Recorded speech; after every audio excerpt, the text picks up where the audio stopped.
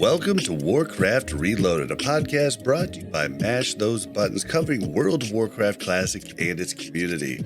I am Bobby, also known as Blazin' Bob, and I'm joined by Mel, aka Melarina. How you doing? Hi, I'm good. Good to hear. And returning to the show, Hamsterwheel. Welcome back. How you doing?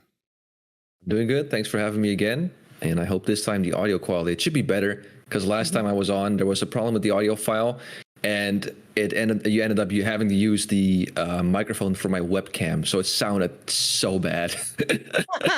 Yeah, it was so bad. I was the worst. I was so stoked. I was so stoked wanting to listen back to the podcast, and then as soon as I heard my voice, I was like, "Oh no!" But it was my fault, because on OBS, it just automatically went to my microphone and the webcam, and I didn't check it. So now I was checking it like frantically. Does it say this? Okay, got it. Okay, good. So sorry, guys. Sorry for the. I had that happen to me once early on in podcasting, and I was just like, how do I make sure this never happens again? And I ended up just completely disabling my all my other mics except for the main mic. So if my sound wasn't working, I knew that like it was on the wrong one, you know, because like the webcam loves to take control of everything. Yeah, it does. Yeah. Well, to make it feel any better, I've actually watched an official live stream from World of Warcraft, from Blizzard, I mean.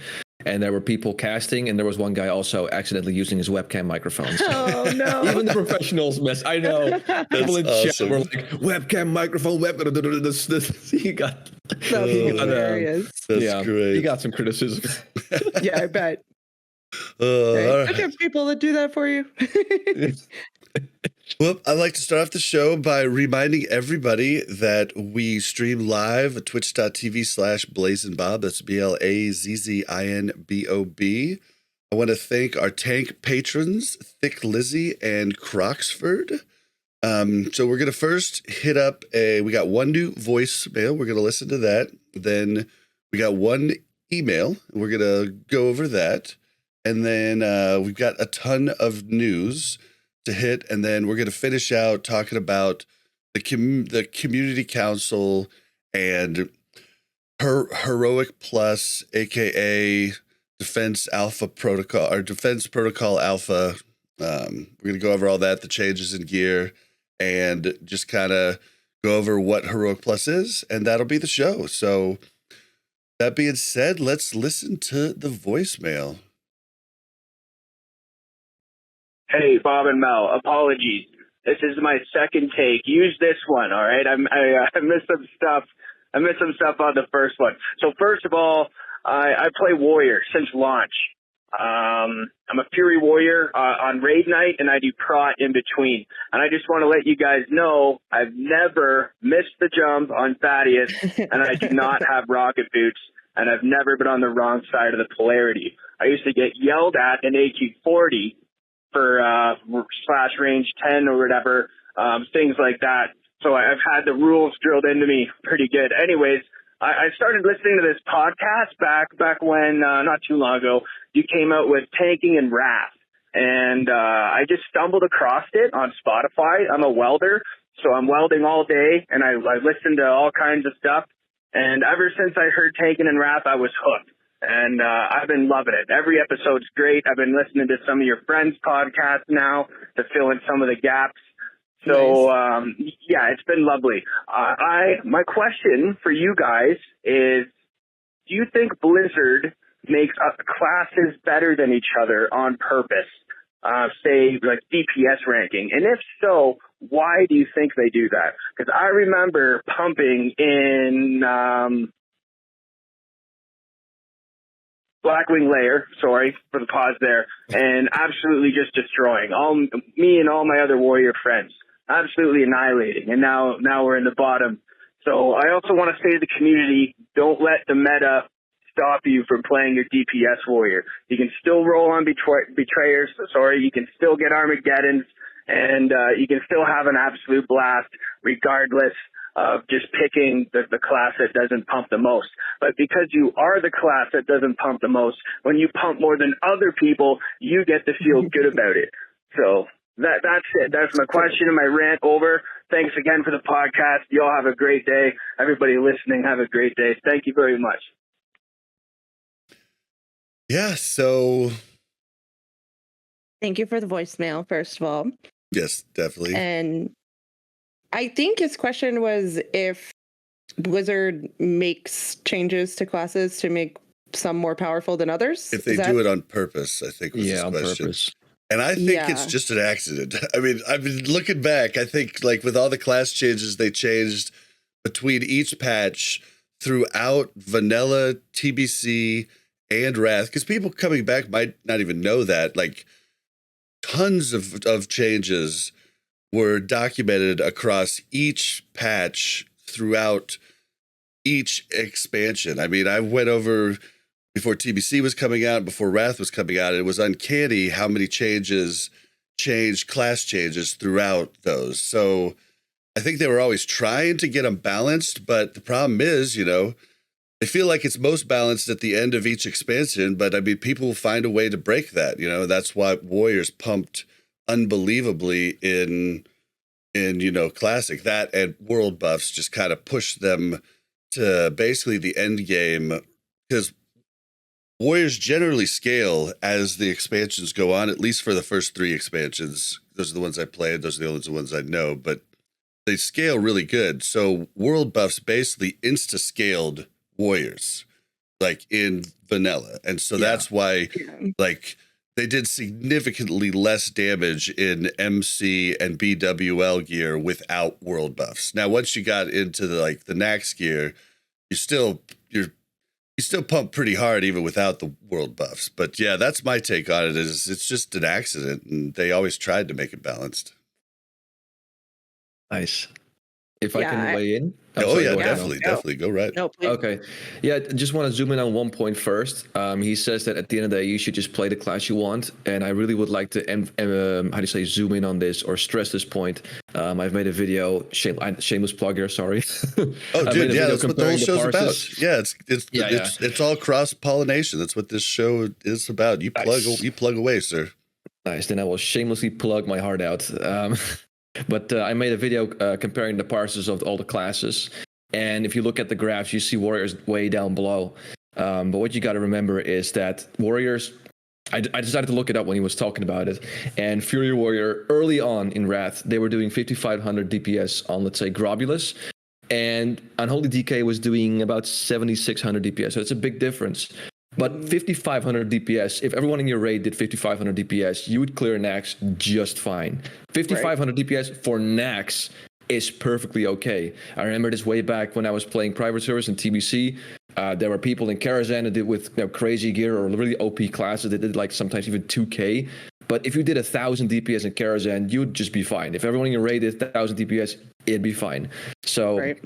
Yeah, it really, it's fun looking at comparing the classes and seeing which one does better. It's just fun for me. But absolutely, they're doing 5,500 DPS compared to the rest. It looks really bad, but on their own, it's fine. It's still Nax. Like, come on, it's Wrath Nax. Like, It's not super, super hard. I gotta say, the question he made, I do think there's some favoritism that kind of seeps into the classes. I think, I'm not saying if the CEO of Blizzard plays a Paladin, he's kind of like, hey, you know what, let's just buff these talents. But I think somewhere along the line, there are some devs that are like, I play a druid. Let's just give him a little bit more crits. Let's just give him a little bit more. I think that definitely happens. I think there are people out there that are like, okay, how much can I get away with without my team lead yelling at me? 100%. 100%. They're favoring their preferred classes. I also think there's a component of it where they're trying to buff a class that wasn't very good the last part. Trying to compensate. And absolutely. by doing that, I think it sometimes like tapers off and buffs another class that wasn't intended to be buffed by this class's buff. And so I think there's some reaction there, and then they try to balance that out. I think making everybody super balanced is always going to be very challenging, and I don't think it'll ever happen if they want people to have complex abilities. You know what I mean? Yeah. Then there's also, you have to think about like everybody's got like all of these, you know, AoE things now, like Fan of Knives hits everything, right? We're doing these huge pulls in Nax. Like if we were doing 4 to 5 mob pulls, Warriors would still be cranking on those right now, but their AoE, you know, kind of is stuck at 4 targets, right? Yeah. So Ulduar has, I believe, smaller packs, if I remember correctly. So that should be a difference you might see also coming into that. Sure. But yeah, I'm pretty sure they're going to scale just fine, and I think things will change a lot just because there's so much armor pen put into the game come Ulduar. Like, yeah, exactly. Starting from Ulduar, you'll start to see them slowly like go up and up and up and up, and then they'll go Super Saiyan in ICC. So yeah. You had a really good conversation too on your channel with Rugs. It was kind of a podcast type video where you kind of went over some stuff, and I think Feral Druid's going to make a huge jump pretty soon here when we hit Ulduar. I think that's Rugs just being really hopeful. I don't even think Rugs is predicting that. I think that's just kind of like me saying that I think it's going to be a kind of a drastic jump from what they were, but I'm literally going by my memory of what happened in Ulduar back in the day, and there has been a lot of changes. You know, we're on the last patch instead of the actual, you know, 3.1 patch that Ulduar or 1 or 2 that Ulduar was originally on. But I remember Feral's going from 0 to hero quickly, and you're like, "Whoa, what's the Feral doing up here?" So nice. Yeah, I really hope to see that. Yeah, I'm gonna hold to that. I'm gonna remember this point, Bob, because the class comparison I did, I want to do it for late phase 1 and then also for early phase 2. So if I don't see Feral Druids in Ulduar up there, Bob, I'm gonna say, Bob, you idiot, you were wrong. Right. Roast him. I'm thinking mid phase 2. I'm thinking. Okay, yeah, of course, because phase 2, everyone's still in Nax gear, and everyone's got to get their biz, blah, blah, blah. So, yeah, mid phase 2, I really hope so. I mean, I'm a sucker for Druid, so, yeah. Well, Boomies are doing just fine at the moment, so. They were so underestimated. Like, I think they were like B tier or something. People, I kind of underestimated them. The big underdog, really, that people no one expected was Destruction Warlock. They were so many fights. They were so high up there, and everyone was like, Destruction is more PvP. You know, why would you roll Destruction in PvE? So, which is interesting because I did just a little bit of alt playing on my Warlock in Wrath, and I remember I went Destruction, and it was during Ulduar, and I was doing Nax pugs, and I was pumping. So same. When I was playing on a private server, Wrath private server with my friends, I was doing Destro. I know Affliction was better. I know Demonology was better, but I just like the big slow, like big crits, like so to say, like Chaos Bolt and everything. And I was doing just fine. I mean, I wasn't top DPS, and my friends always hinted like, "Hey, if you go to Demonology, you do a little bit more DPS." Like, yeah, but I'm sorry, it's just more fun, and I'm doing fine. I'm able to keep up with the rest. So screw you. I'm going to stay Destruction. So it's the big surprise. People really slept on Destruction, but they also slept on combat. Like I was one of the few saying combat's going to be good, guys, and especially when we get to Ulduar. I did not know it was going to be this good this early. Like it's really pumping right now. So top 5. Yep. Yeah, I was just like, wow. Okay, well, I didn't expect it to be that quickly, but it's jumped up pretty fast. Yeah. So I'm pretty happy there because I was going to play combat regardless because I just think it's a more fun rotation and everything. So I'm glad. And that really brings us back to the original point the guy was making. Just play whatever you want and you'll do fine. Wrath is like, it's not like vanilla anymore where if you play a balanced druid, then I understand why people might have a problem with it because it's really underpowered. But Wrath, everything's like balanced to such an end where every spec is like viable. I mean, TBC, to be fair, was also like that. But, just play your class, do it right, get consumes, get your biz, and you'll do just fine. Yeah. Yeah, agreed. Consumes are crazy cheap. Like, it's nuts. Yeah. Yeah, it's super nuts. But is it because of the bots again? Because I know in classic vanilla it was like because of botting, like, Dude, everything. I don't know, but all I know is that like I stopped having money problems back in the day in Wrath, although I was also an enchanter, and like that helps. It's like enchanting just made so much money, and everybody's talking like one of the things that's staying expensive is shards, and I mean. Shards were always expensive because there were so few enchanters. Like, it wasn't until Random Dungeon Finder came in and towards the end of Wrath and you had that disenchant button, right? Yeah.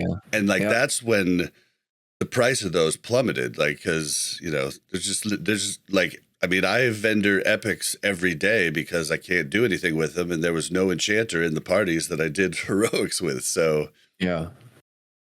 But so okay, thank you for your voicemail, and I hope we answered your question to the best. We did it to the best of our ability. Mel, we had an email if you want to read that. Sure. Hold on. I had to make it bigger. Well, I posted it down at the bottom. If you just want to read it. That's all right. I got it. Okay.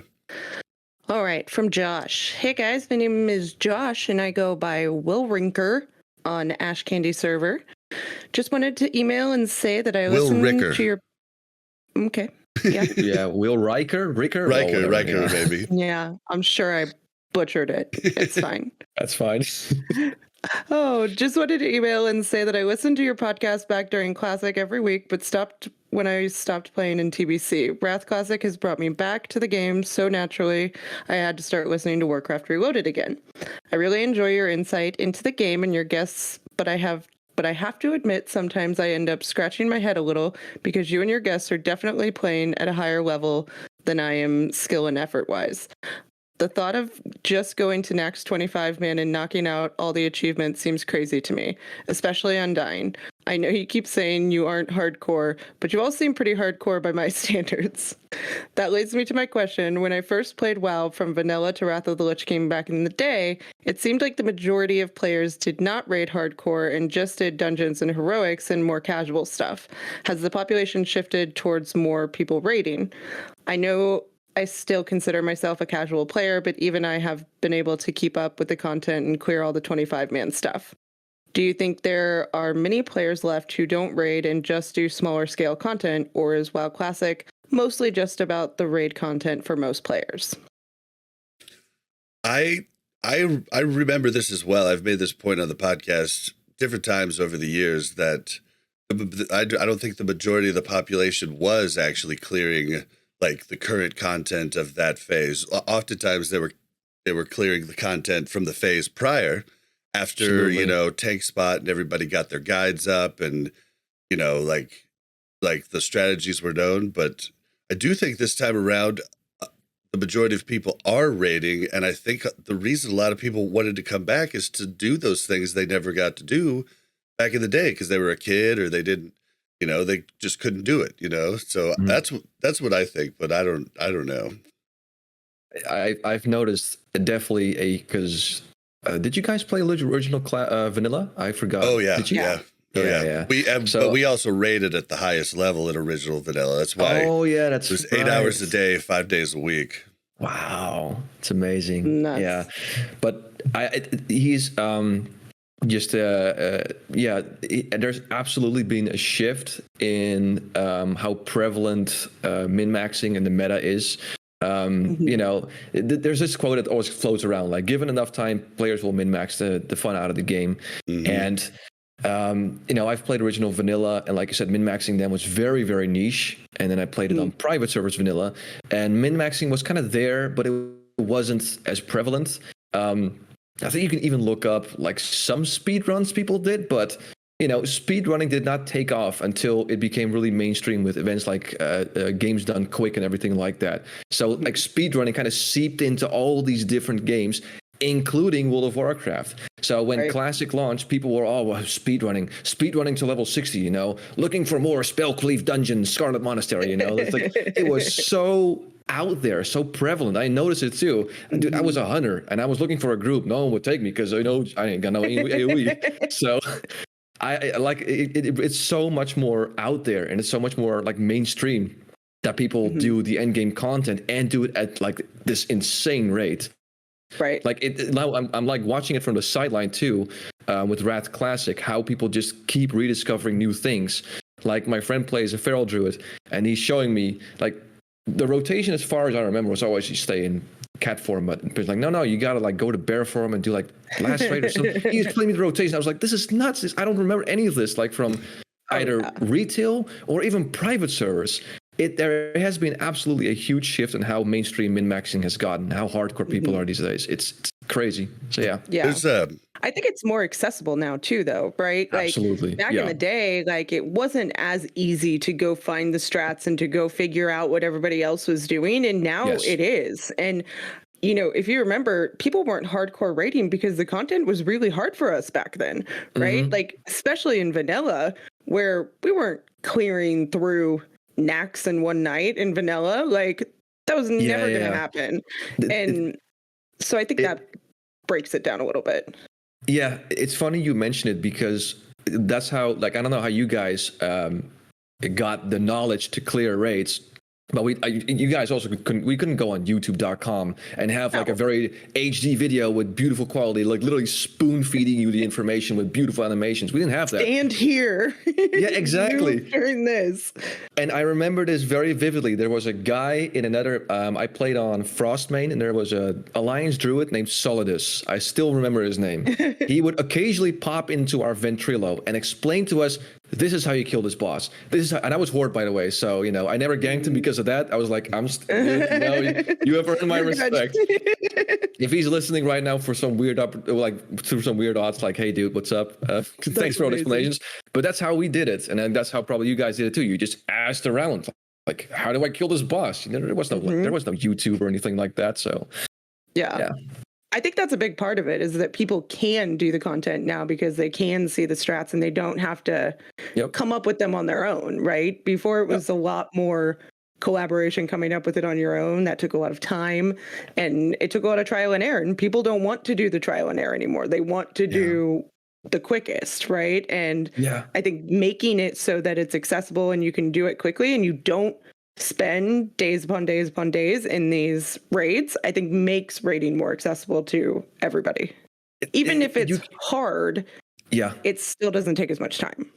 And it's crazy because you can now even watch people live streaming the PTR. You can literally watch before it comes out, see exactly how it's done before it's even out yet. And of course, the fact that, you know, we're playing a game that's been remastered, so the things are already out there. But it's nuts. So I definitely think that it's switched. And as far as us being casual, like, I guess we've really, like, we have leveled up starting from vanilla and like our guild as a whole and to where we are now.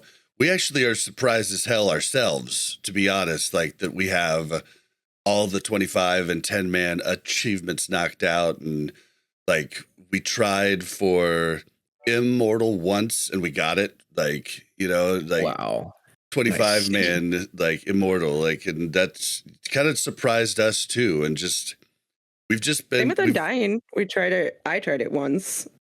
Yeah, I mean, I'd failed it once on accident, but like we weren't trying for it. Like, we didn't go. Anytime trying for it, I have not failed it yet. You know, so like you just play a lot differently when you're trying to go for those achievements, and you know, you're not worried about parses. At least I'm not when I'm doing those types of things. But I guess we have leveled up quite a bit. I guess I just hang out with all of these like crazy pumper guys, you know, like Sarth and Salvdali and Ruggs. Comparatively, we're still, you know, Simon Eyes, like all these guys. Like I'm like a very small guy on the totem pole compared to like these types of guys. But I guess compared to the population as a whole, we are pretty hardcore, I guess.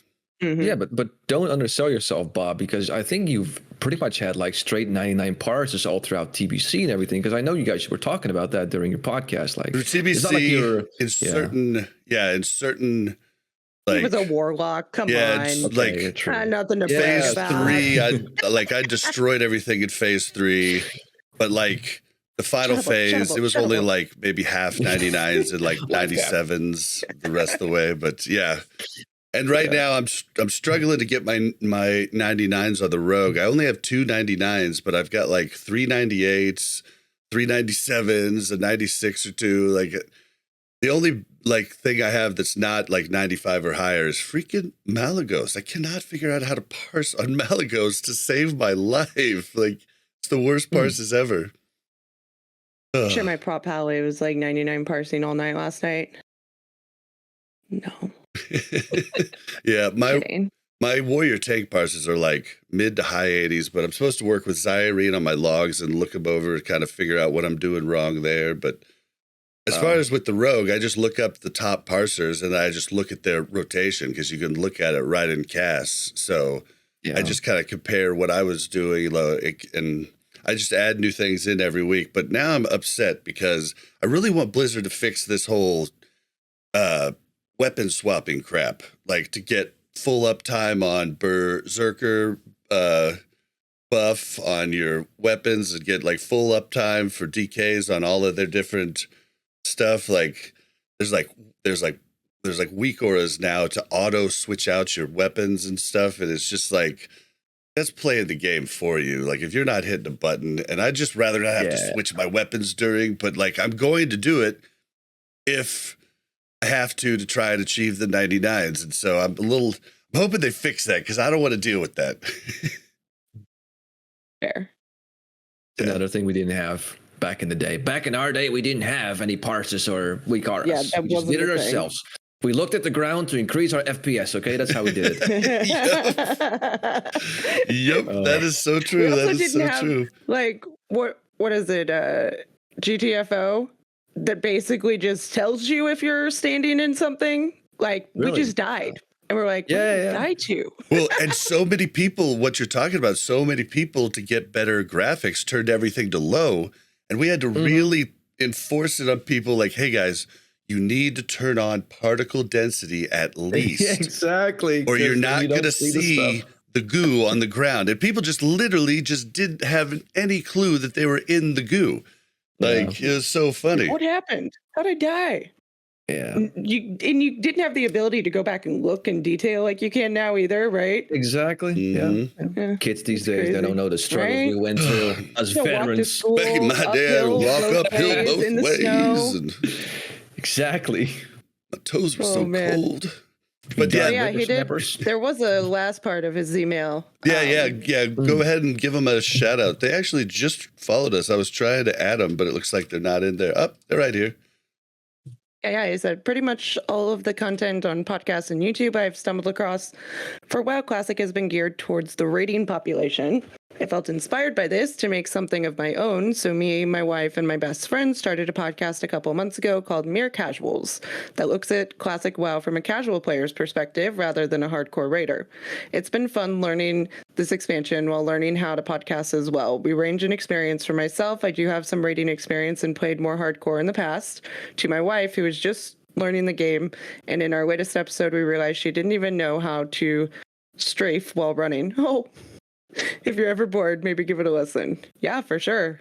I love that. I love like the fresh look at it and like the things that everybody just assumes everybody else knows. I'm actually kind of jealous because there are some times, I guess you guys too, where you're like, I wish I could like completely rediscover the game where I was like, you go to, I don't know, Thunderbluff for the first time, like, oh my God, look at these elevators or whatever, it's like, I'm actually a little jealous, like, Yeah. Now it's just places? Like, we just like walk through it and we're just like, yeah, whatever. Yeah, exactly. Exactly which level. This is annoying. I have to wait for the elevator.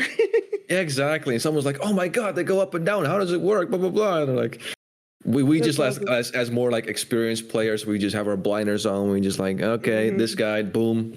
Yeah. Dude, and then wall jumping was like something barely known back in the day. It'd be like, dude, did you know you can get to the top of this mountain? It was like something people knew because there wasn't info about it out there. There's all kinds of stuff like that. And old Ironforge, which I still have never been able to get to in Classic.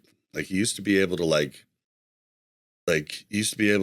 duel a mage and then run inside Ironforge, still in the duel, and then get sheeped, and then come out of the sheep on the other side of the door.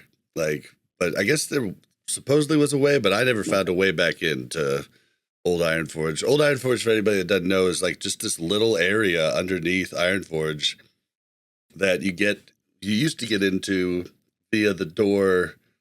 There are open doors in the throne room in Ironforge, and the one, if you're facing out of the room, the one on the right was where you would clip through the wall and get in there. But I haven't been able to get in there. But so thank you for your email. We'll definitely check out your podcast. And also another podcast. There's podcasts popping up all over the place. Classic Go and Griffin. Two druids are making a druid-only podcast. Currently, it's kind of hard to find. They stream it every other episode on each other's YouTube channels. But for the way the streams work on YouTube is it doesn't put it in with your videos. It puts it in past live streams. So they're trying to figure out how to, do that and then maybe get it to do audio formats too. I'm going to help them as much as I can. But yeah, you might check that out on Classic Go or Griffin's YouTube channels in past live streams. Yes, give the druid some loves, please. Please. Yeah, it's pretty funny. They have a soundboard and there's like a little squawk, and Go tries to like make his mouth move when the squawk goes. I don't know how to explain it. You just have to watch it. It's pretty funny. Yeah, I love it. All right, well, let's move into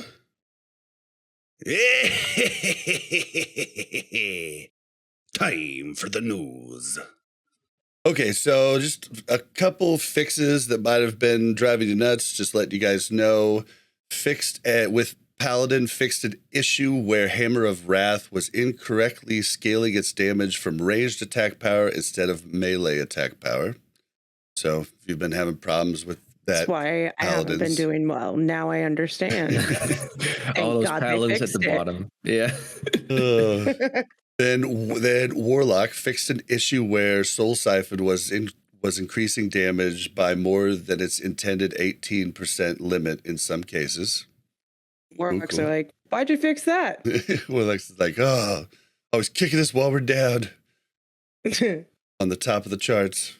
Exactly. And then this one, I thought people might go under the radar for them, but a lot of people have been complaining about not being able to make the little thresholds for Arena to purchase their gear and like hitting the points cap. Well, they've moved the points cap from 5,000 to 10,000 to be consistent with the original Wrath of the Lich King Season 5 cap. So that'll be there now instead of later. So you can save up a little bit more points before you have to spend something. It's a lot of points. 10,000 buys you a lot, if I remember correctly, right? Or am I wrong here? I don't know.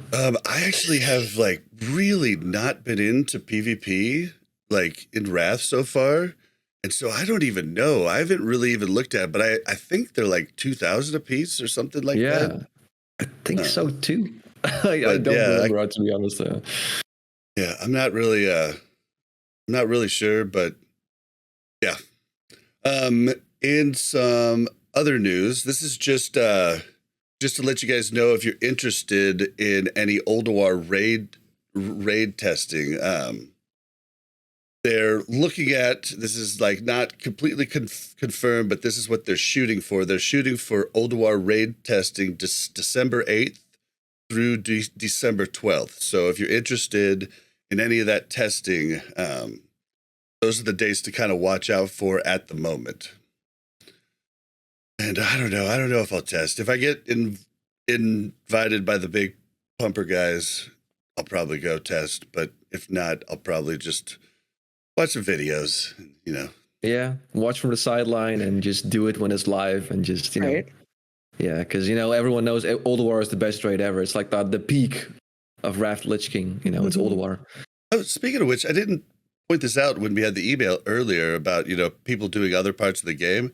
I mean, I spend the majority of the daytime streaming and just putzing around doing achievement crap, like old crap, and farming for my Fell Striker so I can pump harder on trash, or Oh yeah, doing like doing weird stuff throughout the day.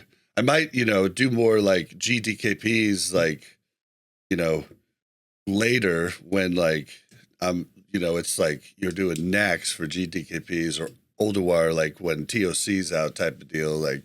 But I'm not really doing any other raiding besides just the 2 raids with the guild. So yeah, so I do a lot of other stuff. So, and there's a lot of people on during the day doing that crap too, doing achievements and different things. I see all my guildies getting weird stuff, and I'm like, oh, okay, they're back doing those right now.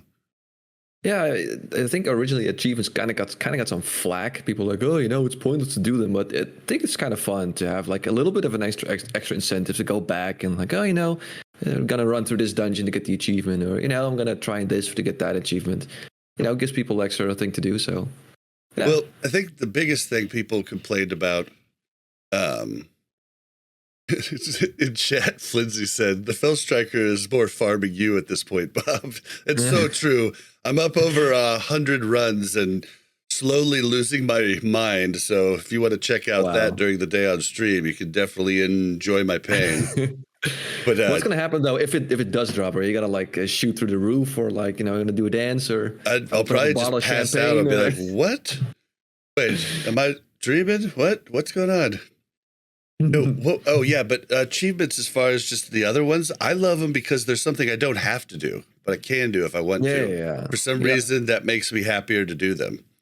Like if I had to do them, I'd be kind of pissed. Like if I had to do them to like raid, but they're great filler that just give me different things, titles, mounts, different things like that, and I get to get that little achievement thing, and I'm like, oh, a little bit of endorphins there.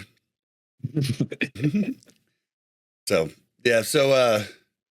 that's the PTR news. For anybody who didn't know, Pilgrim's Bounty is by the time you hear this, it might be just ending, but this is one I never did before, and I wasn't planning on doing it because it ends tomorrow on the 28th. Oh, it is okay. Well, I didn't plan on doing this, like, because it doesn't factor into the big achievement to get the Proto Drake, but I ended up doing them because it was easy, and it was just like, achievements. And during the day, I was trying to find something to do, and I was like, I'll go ahead and do this. So it's been fun because, like, I never did any of this crap before when I played WoW, and now I've done all of the seasonal things so far, and it's been kind of neat to experience that. But I don't even know why I put this up here, because by the time you hear this, it's going to be over. But tell us in the comments if you did it too. Yeah, tell us in the comments if you did it and why you did it, because I don't know why I did it still. There you go. I didn't do it. Yeah, well, you just care about the Drake, right?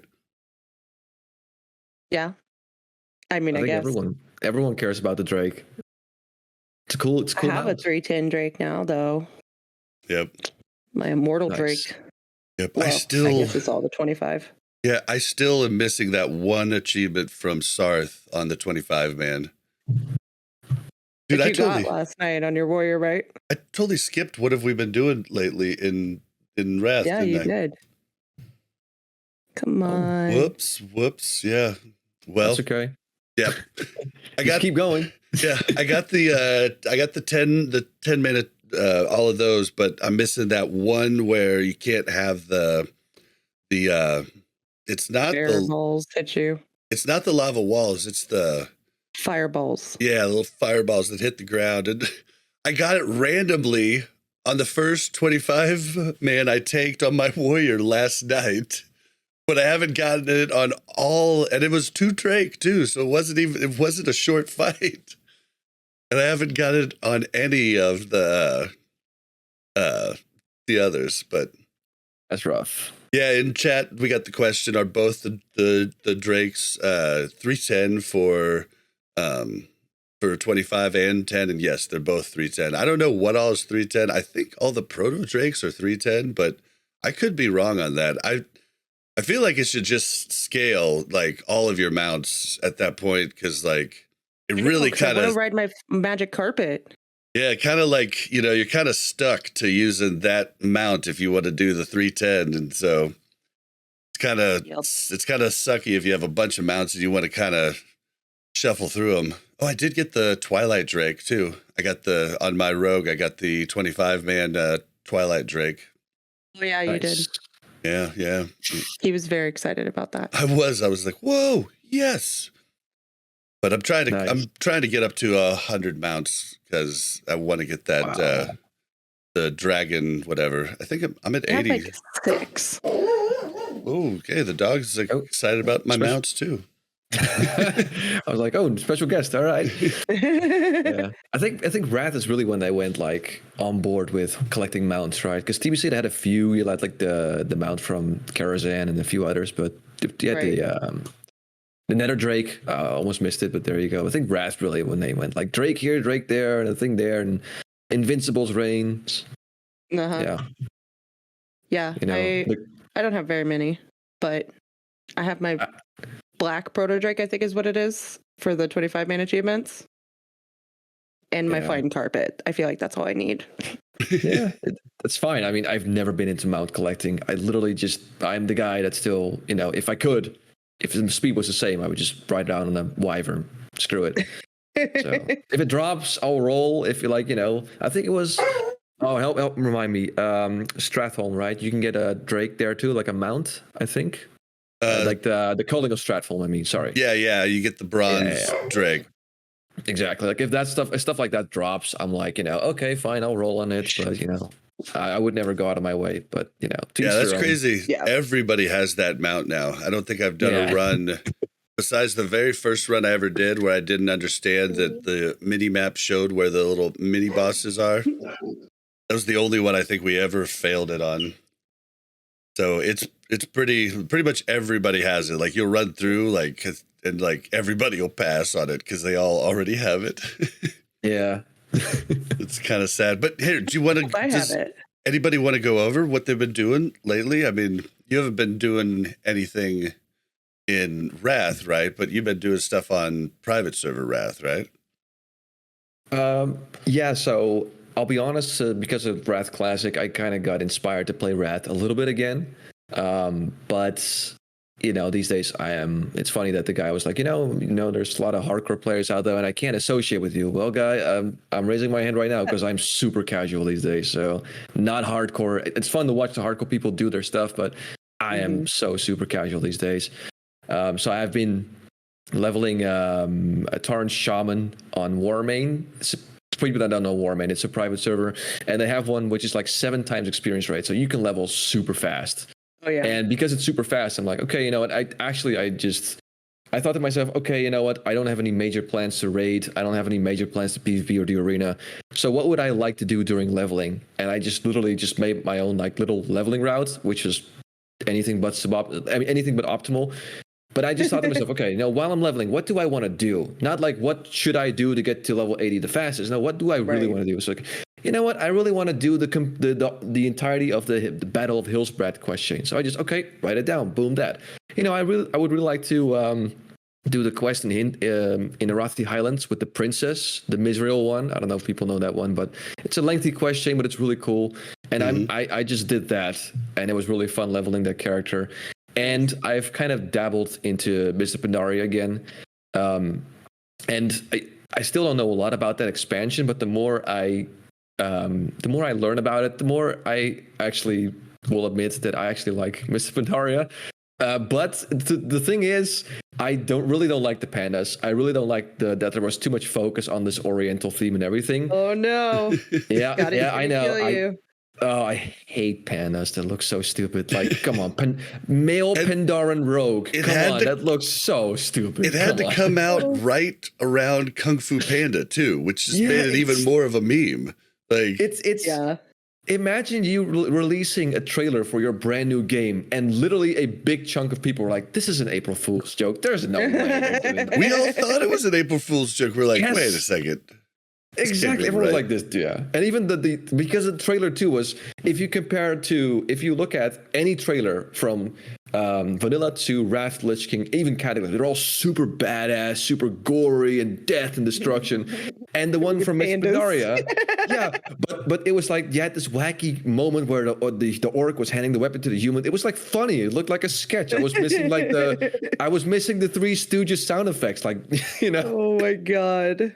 So I don't blame people that they just didn't take it seriously and thought it was an April Fool's joke. But I just, and this is just me speaking as a casual player, because it's it's very flexible, that expansion. If you look past the pandas and if you just turn the other cheek when you see one, Mr. Pandaria actually has some really cool stuff. Just one thing I'll name real quick. Yeah. One thing I'll name is class design. For anyone that played an Elemental Shaman in TBC or Vanilla, like what you did, you just spammed Lightning Bolt most of the time. So they really improved, they really did a better job making rotations more engaging. Like you have so much more stuff to work with. So I love the class design in Mr. Pandaria. And I'm not going to say I like Raid Finder, because I really don't. I like the idea behind it. Not that it's like super easy, but I like that because Raid Finder, they split one major raid that has like 12 bosses into 4 smaller raids. So it's like you just do 3 bosses. And I really like that idea. Like, interesting. I'm like, okay, I don't have time to do 2 hours of consecutive raiding every week. So I can't do normal mode, but I can definitely do 3 bosses of that raid. Like I can find some time for it. So, but the problem is, that the idea is kind of cool, but they just made it so easy. It's way too easy. I'm playing a shaman, and I have elemental as main spec, and resto as off spec. I usually queue up as resto because you get dungeons faster and of course raids. So I'm literally just standing there as a healer, and I'm watching the bars. I'm like, is anyone gonna get any damage? Like, hello? I'm literally watching the bars. Like, everyone's still full. Boss is 70% down. There's literally times it's really bad when you as a resto shaman start spamming just lightning bolt. All right, I guess I'll just do some extra DPS then because I got nothing to do. It's so bad. Oh, that's bad. They made it way too easy. But I've been doing that, and I've just been getting more and more casual. And I guess I'll break the news here. You guys can call it a Warcraft Reloaded exclusive. All right. So I've been kind of playing very casually because in about 1.5 months I'll become a father. So congratulations! All right. That's awesome. Little hamsters all grown up. I know. So hamsters all grown up. Yes. Your own little farm bot in the making. Exactly. That's what I'm like. It's a big investment, but when she's like 5 or 6, she'll figure it out and you get her there. Like, the entire game is killing. Yeah, exactly. That's the game. Do it, and Daddy will be very happy. Just sit here and fish for a little while because I need to get this. Yeah, exactly. So that's the main focus for me right now. I am min-maxing baby stuff. Yeah. What is the best formula? What is the best this and that? I know. That's awesome. That's good. I'll make a video about it sooner because anyone with a newborn can probably tell you that it's like it takes up a lot of time, and then I usually don't talk about my personal life too much, but I feel like when like a major event happens in my life, if you will, if you can call it that, I want to be transparent to the viewers and let them know, like, listen, I'm just not going to have barely any time to make videos. Just letting you guys know. Sorry. Well, congratulations. That's really cool. Thanks. Yeah, for sure. That's really cool. That's awesome. So that's what I've been doing. So there you go. Awesome. Preparing. Well, Mel, I'm going to go over what you've been doing. Yeah, I actually have been doing a lot, which is new. Nice. I usually just raid log. No, you don't usually play with me. Like all of Wrath so far, you've been playing like most nights with me. Yeah. Well, we've been leveling though. I really like leveling. Nice. But I made a pally, and then I wanted to tank on my pally, and so I got all the gear that I needed to get to hit defense cap. And then I realized I didn't have very much hit or anything else. So I got to figure that out. But I hit the defense cap, which is all I knew that I needed to do. But apparently that's not it. And then, but now we have like 6 tanks that want to do our second 25 man. So there's like so many of them. So they're trying to get me to go ret. And I don't know. I don't know if it's in the cards for me. I feel like Prop Pally was really like pushing me to my limits, and I just don't know if I could do ret, but we'll see. Maybe I'm wrong on this. You can correct me, but I think you've been mainly playing a healer, right? Throughout, like classic. I've never played anything but a healer. Like I was saying, like DPS, I just don't think it's like your mojo, right? It's just been mostly healer. Nice. Yeah, High five. I've only played healer, so tank was like a weird thing for me to try, and it was kind of fun. But I don't know. We'll see. I might try to get a ret set just so that I can like maybe still tank like 10 mans and stuff. But I mean, my main focus is still my priest, and my priest has been doing well in our regular 25 man. But yeah. Which spec are you rolling with, by the way? I'm a discipline.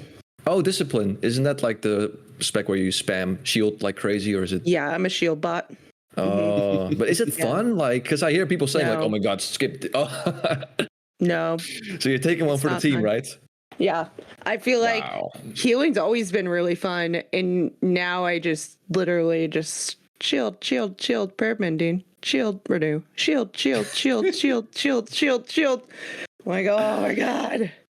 Well, it's okay. I mean, healers are the unsung heroes of the game. Let's be real here. Like, come on, guys. Like, I thought about this yesterday. Like, I know. Like, I'm focusing on DPS too with my parse and everything, but like the DPS, they're like the front man of the band. You know, they're on stage. Everyone's looking at them. They're singing. You know, but the healer is like the drummer. That's like way in the back. But the drummer for the band also writes the songs, manages the bands, gets the gigs. It's like really the backbone. You can't do it without the drummer. Yeah. writes the lyrics for the front man, for the vocalist. We do all this stuff for you guys. So. Oh yeah. Sorry for the tangent, but there you go. No. I had to put it out there.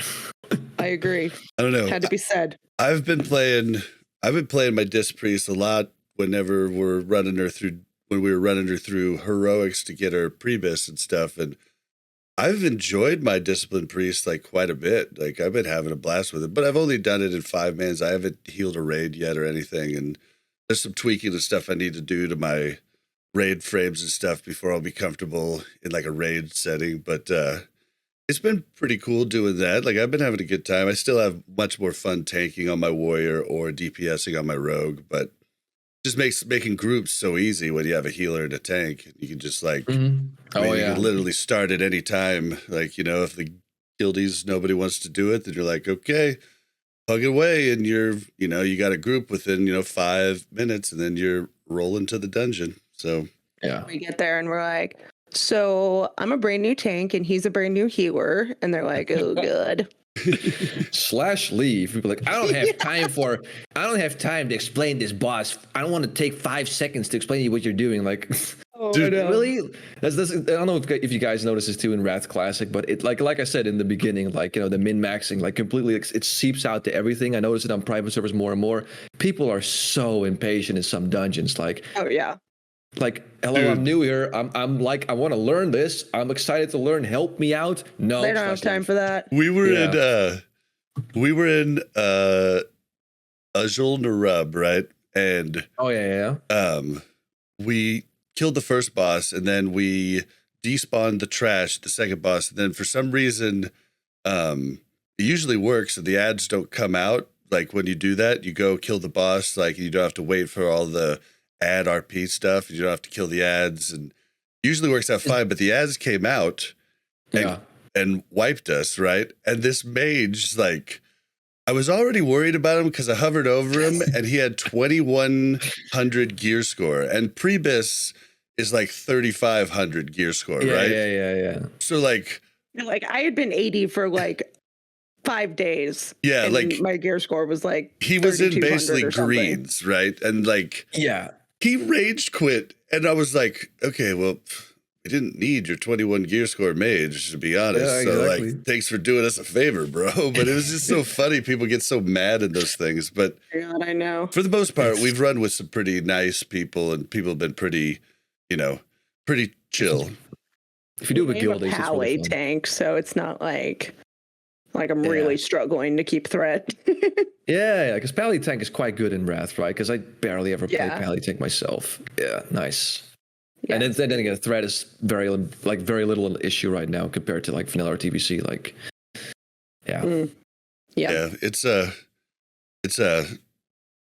it's definitely easier, but people can definitely pull threat depending on what their openers are and stuff. Like, but I've just been doing achievements, farming the Fell Striker. It's making me go a little bit insane. And with each failure now, I'm just like, well, I've put in so much time. I mean, I have to do something. Like, I have to do this.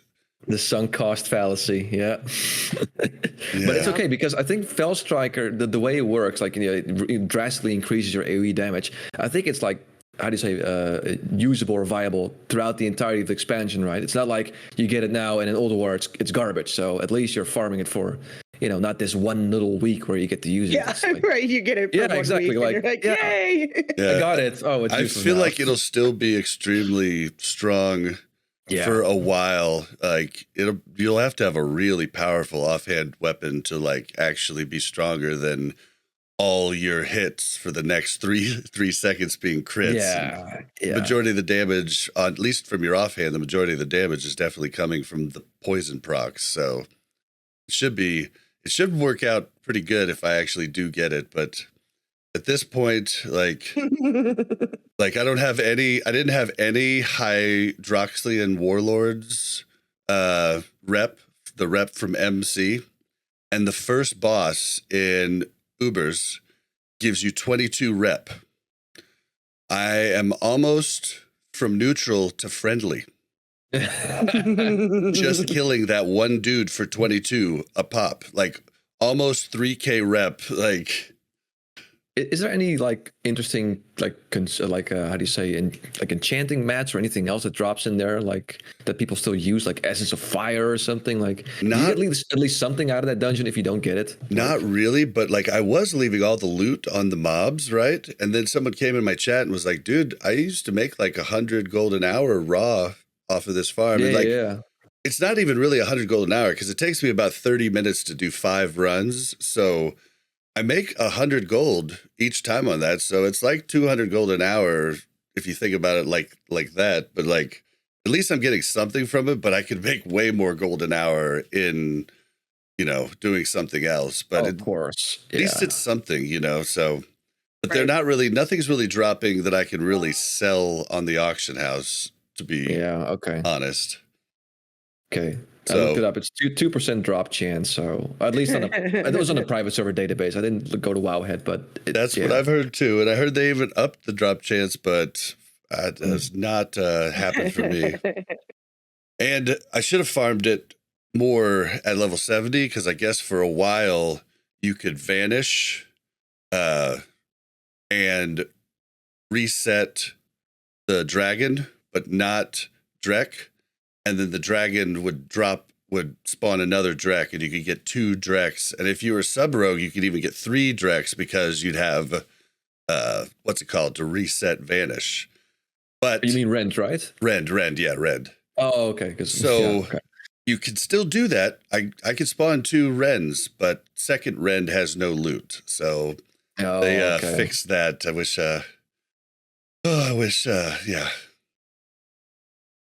missed opportunity there, but what you should do, I think you drink whiskey, right, Bob?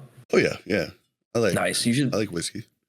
to give you some extra motivation, buy yourself a nice bottle of whiskey, put it next to your computer or your monitor, and whenever that fell tracker drops, you get to open it. You know, to give yourself an extra bit of motivation. To get myself a really nice bottle of scotch. Yeah. Yeah, exactly. Just have it there. When it drops, I get to open it. So just 10 years later. Yeah, it's collecting dust still. in the old people's home. I got my fell striker. Oh, yeah. So, all right. Well, but that's I've just been doing that, doing different achievements and stuff during the day. I got lucky, and I've been trying to do for the Alliance achievement where you have to kill all the main dudes in each of the major cities, and there were groups going for doing it constantly during the pre-patch, and I just figured I'll just wait till we're 80 and it's easier, and I'll just do it then.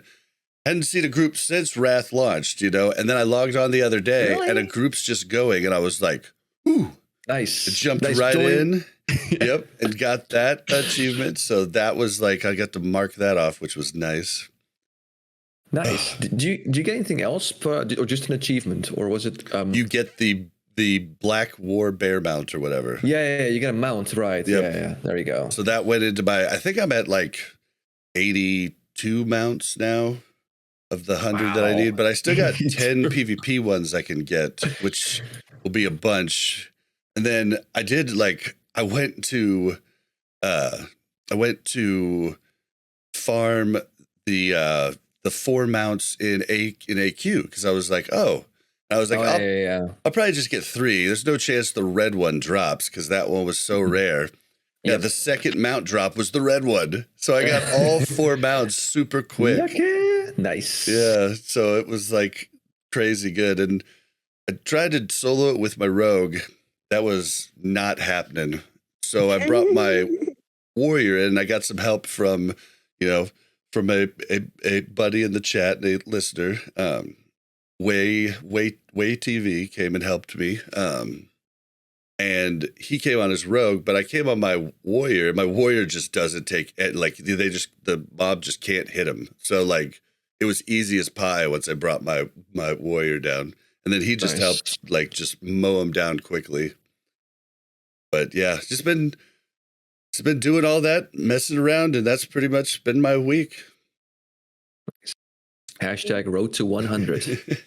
All right, well, that was kind of a weird what have we been doing in the middle of news, but we have the last little piece of news before we move on to, there's a bunch more news about the new heroic pluses and stuff, but we're going to do that in the discussion section. So Mel was talking about Ret Pally, and there's been some discussion and a lot of people angry about the state of Ret Pally at the moment, and the devs kind of came back with a whole talk about different changing of classes, but I'm just going to read this one paragraph where they talk about the Ret Pally. So in general, we feel that paladins are exceptionally strong in an exceptionally strong position as a class and see no reason for any major changes at this time. The scenario in which we would step in to make a direct buff to baseline class functionality is quite specific, and that's when the class as a whole is at a point where they are almost never taken to raids across the broad spectrum of skill and performance levels. Having one spec be stronger than another is not a problem if the class itself is well represented. Also, if bleeding edge groups going for realm firsts or engaging in speed runs or other highly competitive activities choose to eschew a certain spec to hyper optimize their setup, that alone is not a sufficient reason to make direct and inauthentic changes to the spec's core functionality or scaling. Those groups simply do not represent the majority of the raiding population in Classic, and we should not be attempting to balance the game around them. I thought that was really smart. He points out, the other 2 specs, Holy and Prot, are two of, if not the best tank and healer definitely second. Like, so, like, they're really in a good spot. And Ret Pally, even though not doing a ton of damage, does bring a ton of utility to your raid. So Very true. yeah, so like they're just basically saying, sorry, like you guys are already a little powerful. overpowered if Ret was so good too, because I feel like it would allow Pallies to tank and go Ret, like they'd just be too powerful. Yeah, I don't know. This whole paragraph, like Red Pallies are actually really damn good late Wrath, like late Wrath. I think there's a set bonus somewhere. Like I think it might just be ICC, but there's a set bonus that's like sets them apart for some reason. Yeah, it's a set bonus, and of course they can get Shadow more and everything. But I mean, I would just summarize it as, yeah, just wait a bit. It's okay. It's okay to suck now. You guys gonna be champions later on. But yeah. I mean, it's multiple classes that right now are doing bad. Fury Warriors too. And and it's like, just wait. You don't have to be S tier throughout the whole expansion. Well, and I think he makes a good point. Like, we shouldn't be adjusting the game based on the small population that does these speed runs and everything, because that's just not the way. Everybody thinks they're at that level. Everybody, yeah, but they're just not. And so, yeah, I mean, we went into our second raid last night with like, and what do we have? We just have a billion of things that like we want rogues and locks, but we had like one or two locks and like one rogue. Two extra prop pallies. You have two extra prop pallies. Just us trying to get gear, right? And then a ton of boom kids. Nice. Yeah, I mean it was a hot mess, but we cleared the content. Only one DK. Like, I mean, we're literally like the opposite of optimal, right? A warrior as the main tank, a druid as the second tank. I mean, we're literally the opposite of optimal, and we did just fine. And like, it was just fine. It's okay. Yeah, it's after all just Wrath. It's next for Amazon Wrath. It's pretty easy, Yeah, it must have been fun with so many boomkins, watching all the starfalls. AoE must have been fun. Dude, I think it's hilarious that we're like tanking. Our two tanks are like considered the two worst tanks or whatever by a lot of people in Wrath. Although a lot of people are coming around on Warrior though. But it's still like a lot of people like, no, Paladin, DK, that might turn out to be the case, but right now we're doing just fine. So yeah, I think people generally over-exaggerate a little bit. Like it's like what we saw with the Fury Warrior being at the bottom. People are like, oh, it's terrible, don't roll one. But if you just look at how they're doing, it's just fine. Yeah, and it's the same with Prot Warrior. It's fine in Wrath Liching. It's fine. It's not as good as some other specs, but it doesn't mean it's worthless. And don't invite one to your group. Blah blah blah. It does the most the most damage, and I'm not even talking about Revenge Prot. Revenge Prot's kind of a meme, but Deep Prot does the most damage of any of the tanks. Like, so there's also that. Revenge Prot is definitely that's. I just didn't want to go to bed after raid last night. I was pumped, and nobody wanted to do like a 10-man. So there was a group. We just did the 25-man Sarth and Malagos, and he's like, "You want to do a 10-man?" No. And we did all of the raids, snacks and everything. But yeah, wow. There was a group going to do heroics, and they needed a tank, and I was like, I went and tanked, and then I was like, dude. Because I have the revenge spec for farming. It's amazing to farm, right? Oh, absolutely, yeah. So I was just like, I'm gonna tank in this spec just for some fun on most of the trash and even some of the bosses. It kind of sucks for boss fights, but I went in and I'm just destroying like double damage of anybody else. Like just average 9k DPS in a 5-man, like jumping up sometimes to 15k DPS, and I was just like, this is hilarious. But yeah. Wow. Yeah. So we got off on a tangent there. Yep. So that's the Ret Paladin. Let's move on to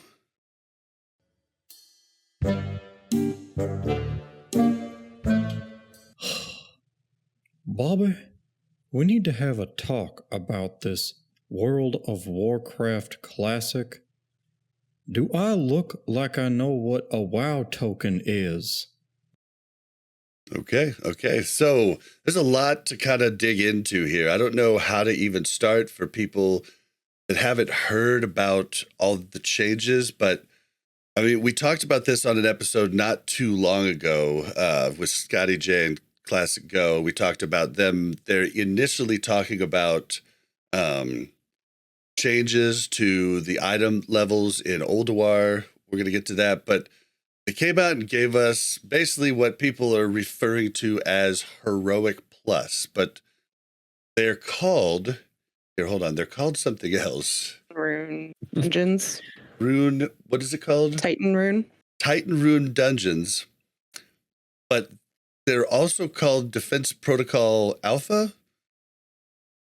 It's Protocol Alpha. That sounds very. But everybody's calling them Heroic Plus. Like they called it Defense Protocol Alpha because they plan to add in other difficulties like beta, you know, like coming really after like, you know, TOC releases. But let's see if I could kind of sum up everything in a little summary and then we can kind of go over it. So as we transition to the Ulduar patch, Heroics will now have a special Heroic Plus Defense Protocol Beta or Alpha that they can do. If all 5 people doing the dungeon click on it, click on this thing that's at the start of the dungeon, it'll change it to the Heroic Plus. At that point,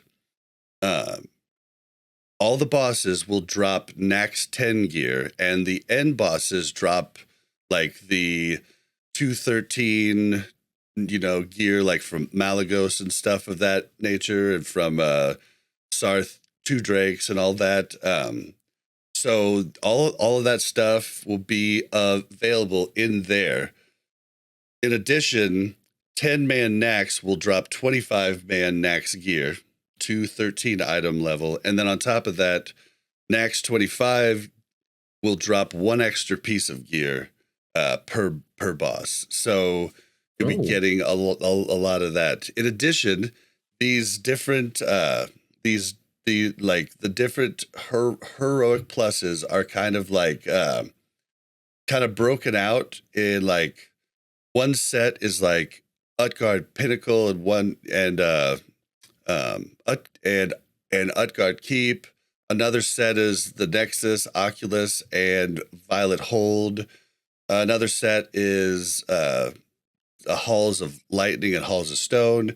And each of these sets have like a different new mechanic in the dungeon. Like Culling of Stratholme, you get a disease, and if you don't cure it quick enough, you turn into a zombie, and basically the only way to get out of it is to die and get rezzed. And so you can like have somebody in your party dispel it, or everybody at the start can pick up Stratholme Holy Water, and then they're in charge of dispelling their own disease when it pops on them. So that's like one of them. We could probably go over each of them as we kind of talk about it, but that's the gist of that. And then the gist of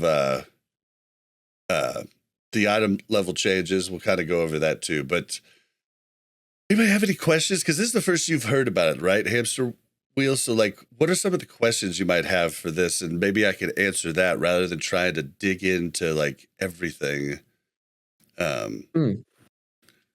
Yeah, it's actually a good question. I'm just thinking about, I really like this addition, so to say. I mean, I don't know about you guys, but I'm a total altaholic. And, you know, if you're an altaholic, it feels really good that there's some sort of like extra catch-up mechanic that they're doing. You said it before the show started, Bob, that it's really cool if you just need one more item, like a trinket or something that's really good from Nax, and it gives you a reason not to have to go through the entirety of Nax just to get that one little piece of like the one item. You can just do that mythic or Heroic Plus dungeon. I think it's a really cool change. I'm, you know, like I've said, I'm not subscribed to WoW Classic myself, so I'll watch from the sideline how it goes, like I now do. Yeah, it sounds super interesting, but do they also have increased badge drops, or are the badges still the same? So the way badges are going to work now is we're moving to the new badges, but now Valor badges will drop from Heroic Plus. And Valor already dropped from Nax 10 and Nax 25. So that'll continue to be the way it is there, except if you do the daily heroic, that's 2 of the new badges. But if you do the daily heroic on Heroic Plus difficulty, you get an extra 3 current badges. Now, what's weird is that now the 10-man and 25-man badge gear is only sold for the new badges. So if you're a geared player, you're probably only going to want to do the Heroic Plus daily every day to get your 5 badges. And I kind of initially wanted it to be like you got, you know, like you got, like, you're going to get Valor anyhow, but I kind of wanted you to be able to buy the 10-man gear with Valor, just like you could buy the 10-man gear now with Heroism. But then I thought that would make heroics heroic world tours a lot more prevalent at the start of an expansion. But at the same time, now that I think about it, do I really want to do more world tours? Not really. And just doing the daily heroic probably sounds pretty good to me at this point. Yeah, it's an open question. Maybe I'm stupid here and I'm not getting it. But if you're BIS or close to BIS, is there any point of doing Heroic Plus dungeons apart from like that one item you might need to get? If it's just pure for like farming badges, isn't it just better to do normal heroics, or am I missing something here? In the beginning, getting 5 badges a day as opposed to 2 badges, I think will be very worthwhile because there's a lot of new badge gear. You can supplement with badge gear so you don't have to wait for it to drop. I think that's the biggest thing. So you'll probably do it at the beginning, and then once you get all your gear, you won't do it anymore. Yeah, that's what I'm saying. Yeah, I'm not really doing the daily heroic on my warrior or my rogue unless I'm helping somebody kind of do it for alts and stuff of that nature, like I was doing last night, like, because there's not really any point. I mean, I do eventually want to buy the mammoth that's like 200, heroism badges, but you can downgrade any badge to the lower badge. So if I want to, once I have a ton of Valor after running quite a few heroics in phase 2, I'll probably just downgrade a bunch of those and just buy the mammoth at that point type of deal. But also, so what happens to heroism badges? They just stay there, and everything you could buy for heroism or Valor is still for heroism or Valor, and you can trade down, but you can't trade up. That'd be cool if you could trade up. Right? Well, Classic Go, gear, boom. Yeah, Classic Go mentioned something about like if you could trade up 5 badges of a lower badge to get the higher badge, but I feel like you could really still abuse that. Absolutely, yeah. Because like you could just like, I mean, a lot of the heroics would be completely soloable, like especially in Ulduar gear for almost any geared tank, and duoable for like most most different things that had even a healer and a rogue could probably duo a lot of stuff in Ulduar gear, normal heroics. So yeah, and they did talk about like, how this isn't for the BIS'd out people, really. Yeah. Like it's for a catch up. That's why they're doing all the testing with people that would be wanting all of the gear from these dungeons. So the testings went.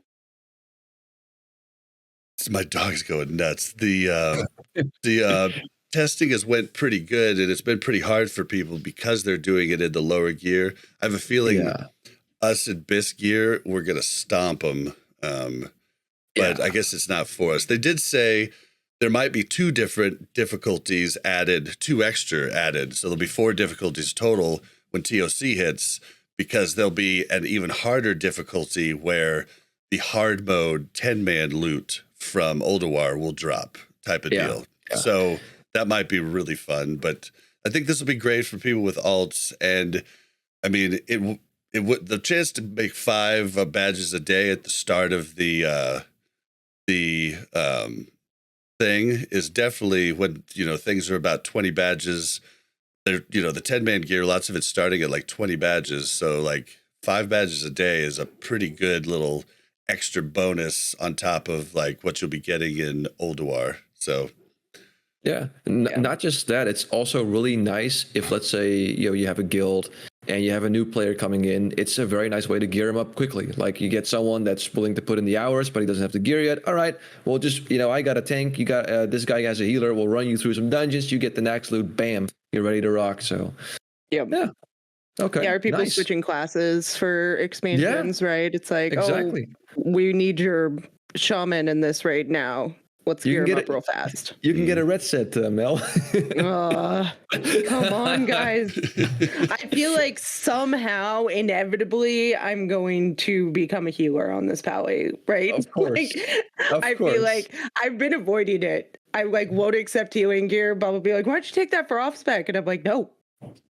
Sooner or later, you'll go back to your roots. I will. I know. I'll get too tired of being the shield bot. I can't do it anymore. I understand, yeah. But, yeah. So I haven't really tested any of these out. I'm not really a huge PTR guy, but I've seen other people testing them out. One of the examples. Oh, I forgot to say, all the dungeons are 30% damage increase by mobs and bosses and 100% health increased. And so like empowered arcane rune is basically attacks have a chance to summon mirror images of the caster. So just killing me, this dog. I'm gonna go nuts, man. Put your pet on passive, Bob. Like, what's going on? Rookie. Oh my goodness. Oh. Okay. So I don't exactly understand how this one works, but I assume it'll spawn a mirror image of one of the people, and you have to kill that mirror image. Or else it's going to keep doing damage to you. Then there's. Is it a mirror image of a player, or is it a mirror image of like the boss? Or I think it's a mirror image of the player, but I could be wrong on that. That's the one I don't understand. That's the one I understand kind of the least. There's the that one boss that was in, oh god, I don't remember, but remember the one boss where somebody had to get on a dragon and there was like a bunch of mirror images that came of like one character class. Remember? You had to like, you guys, I'm really bad at names. You're talking about Neff. You're talking about class calls. You're talking about the class calls. One person had to get on a dragon. I'm sure. You had to get on a dragon. You had to hide under the the bubble when the dragon, like, the dragon had like gave buffs to people, healing or. Oh, you're talking about KJ? Okay. Yeah. Kill Jaden? The last boss in Sunwell? Oh, yeah, of course. Yeah, right? yeah, I think so. Yeah, okay. Yeah, the last boss in Sunwell. Yes. Well, they had a mechanic where it would spawn like 5 copies of a class that was in your raid, right? Oh, yeah, the mirror images. No, I don't think it's that. Right, yeah. People in chat are saying that it's mobs that you're attacking, but they only cast arcane missiles, so that's how you determine who they are. I don't know. Okay. I don't know. We'll have more information as it goes on, but I just thought I would mention each of them here. Next one's Blood Rune.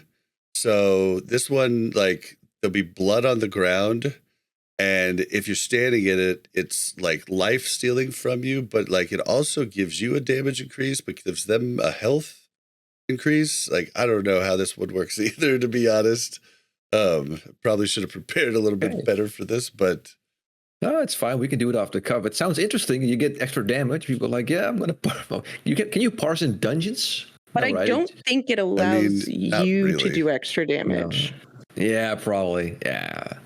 I Life think stealing it is just usually it just has the boss do extra damage or the mob do extra damage. yeah. It doesn't have probably. you do extra damage, but you have to just like kite the mob away from what's on the ground, right? Oh yeah, Classic Go. Chad also points out the one before the arcane, one where they summon the mirror images. Those cannot be cleaved; they have to be directly attacked to kill them. So that's a little difference there. Because cleave, you probably just wouldn't even notice. You'd just be like, "Oh, more stuff dead." Nice. Yeah. So that one, I've heard might be a pain for some people, but like I said, I just don't know. It's really cool though that real quick that they're also adding extra mechanics because they're talking about, you said like 100% HP increase. I don't think 30% is that much because I think dungeons I've played on private servers on Wrath, but usually they were like fully progressed, so I did it mostly in like TOC ICC gear. But I think even like in fresh Wrath, it's a bit of a snooze fest in terms of difficulty, right? Like you just grind through them. Oh yeah. So I don't think 30% is going to do a whole lot, and I think 100%. I think it's going to be more like they're going to be just big bullet sponges, unless these mechanics really, make things more interesting. But they have to wait and see. They said they tested increasing the damage to 50%, but somebody that was in the type of gear like Prebis type of gear.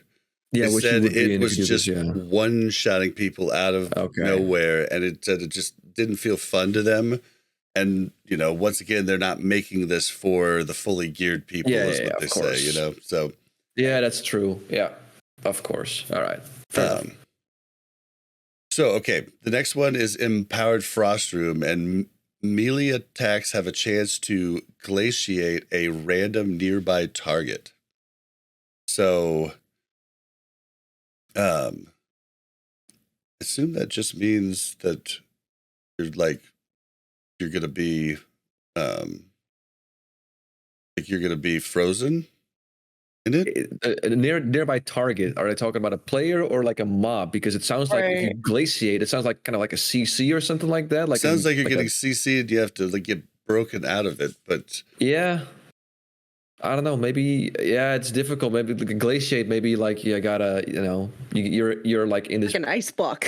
Yeah, like an ice block, and you gotta hit it to get people out. Like like the thing with maybe Marrogarn ICC, and there's a few other bosses where you gotta hit something, and then people break out, and then they can move again. Or it's like that one boss in Uckar Keep, right? Yeah, the first boss. First boss there. That's what I'm thinking. Yeah. Maybe. But it says target, so it's not a player. A random nearby target, right? I feel like this is gonna get like the healer all the time or something. I don't know. That's strange. I think it's the tank too. Yeah. Yeah. Okay. Oh, you leave a trail of ice damages. Ice that damages you and if anyone that stands on it. Yeah, that's what it is. Okay, so there's a trail. Okay, yeah, and so you basically kind of have to kite the boss out of it. Would be probably the person that has it has to move away. I think is this one. The other one where it leaves the blood something one on the ground. Yeah, the blood one. But this one, I think the person that has it has to make sure that they're not spreading it to everybody else. Interesting.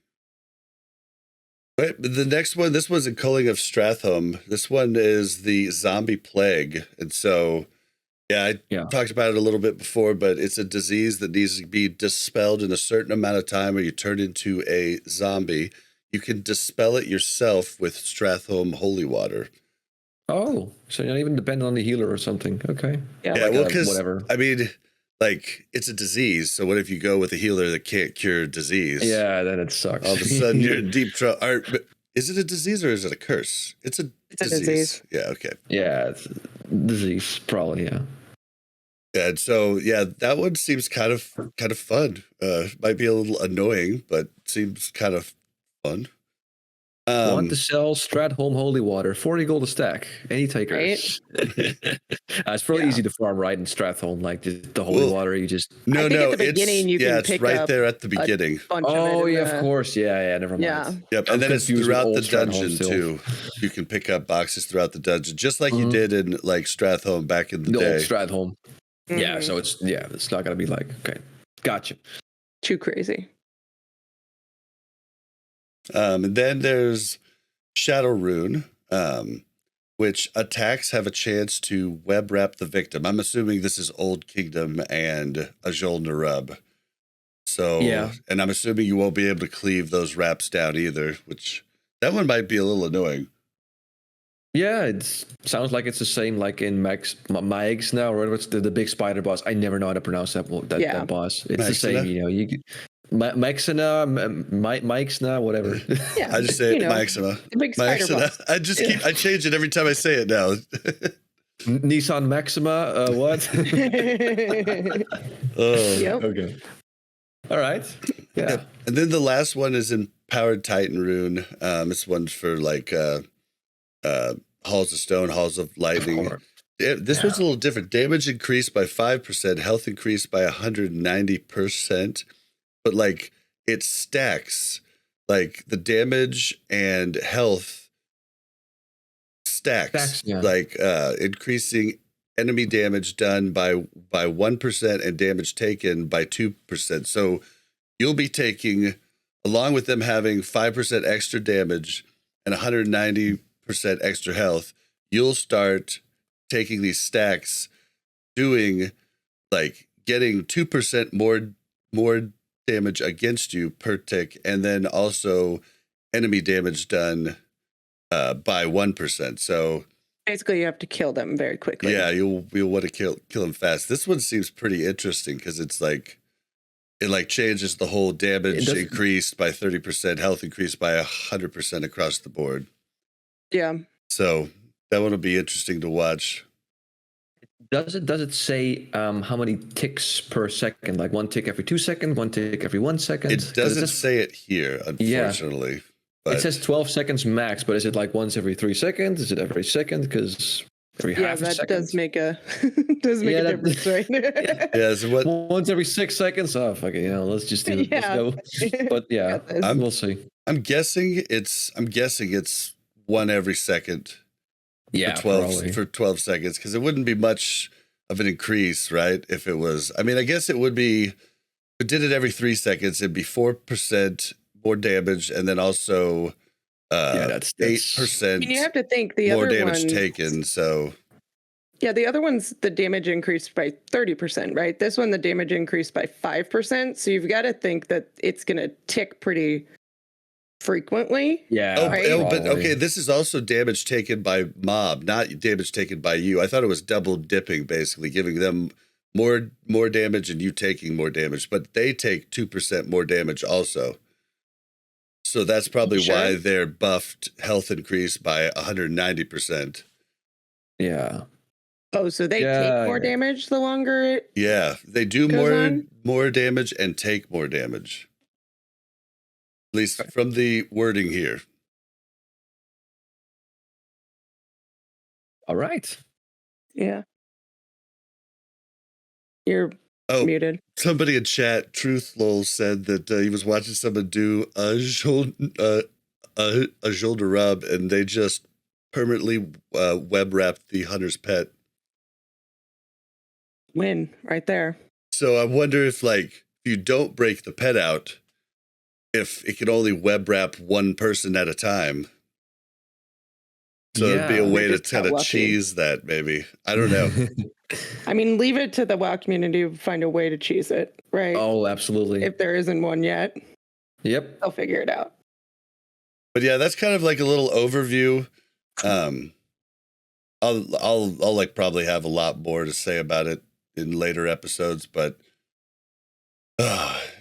I'm just excited they did something new, and I really more wanted to talk about like the catch-up mechanics and the way they're changing badges and everything else. So yeah, I mean, it's exciting to see them adding a new like just a different type of thing into Wrath that wasn't in the original, right? Like I think that's promising. And it's great also. Like I said, it's really good for alts. And it's, like I said, the dungeons are so easy. This might add a little bit more challenge. Mm-hmm. And yeah, I get, I've said this before a few times. I don't know if it's true, but like insert version of WoW Plus is the way forward. So Wrath Plus is probably more interesting. Vanilla Plus or TBC Plus is the way forward. So I'm glad they're embracing some extra things because, yeah. Keep people engaged. Same. Especially after Nax being so easy. Yeah. You know what I mean? Like, I feel like it's been nice because it's given people a chance to like gear up alts and, level alts and do achievements and professions. So I'm not upset that Nax is super easy, but it can't continue at this rate, right? Yeah, like, it has to get more challenging or people fall off. Yeah, they'll get bored or whatever. Yeah. Mm-hmm. Yep.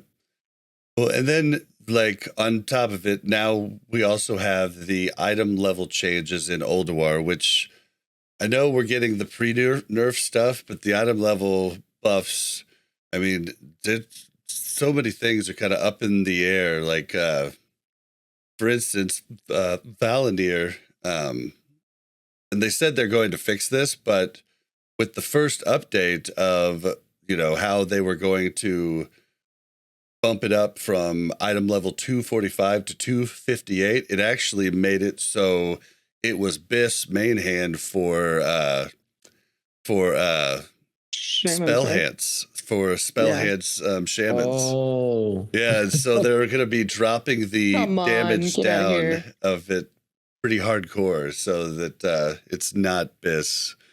But like they said in their community council meeting, they said that basically they just put these all in a batch and just ran the batch, and it just like, it auto upgraded everything. So it's going to be like a little bit of it's going to be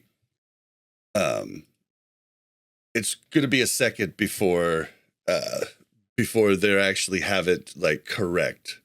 They're going to have to go through some of the items and things like this that we found, they're going to be like, okay, well, we're going to change that because we don't want Shammies taking this. I'm really interested if we're going to continue this trend all the way through TOC and then ICC, because I'm looking at Ulduar 25 is updated 232 and TOC, let me see if I remember it correctly, TOC 10 man is 232.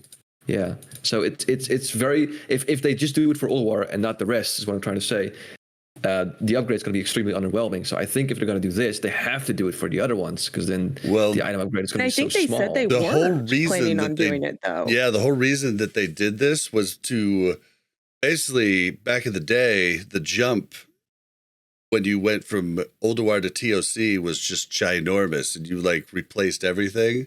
They want to kind of like make it so Ulduar has more room to breathe. If that makes sense. Yeah, no, I get it. And of course, TOC, much quicker raid, much easier. You get I don't think TOC even has any trash mobs. It's just straight up bosses, if I remember correctly. But yeah, and Ulduar is such a time sink. It's a very long instance, so it's actually pretty cool. Because it's 232 though from Ulduar 25 normal, and weapons 239. Yeah, it's pretty sick. That's nice. It's pretty nuts. Like, you're gonna definitely be wanting to go back to get a lot of these items, and it's gonna shake up the Biss list a whole ton. Yeah, I was about to say, because I'm really interested what it's gonna look like for the tier list we've seen and the parsers and everything. Once again, check out my channel if you want to see the progress. Oh yeah.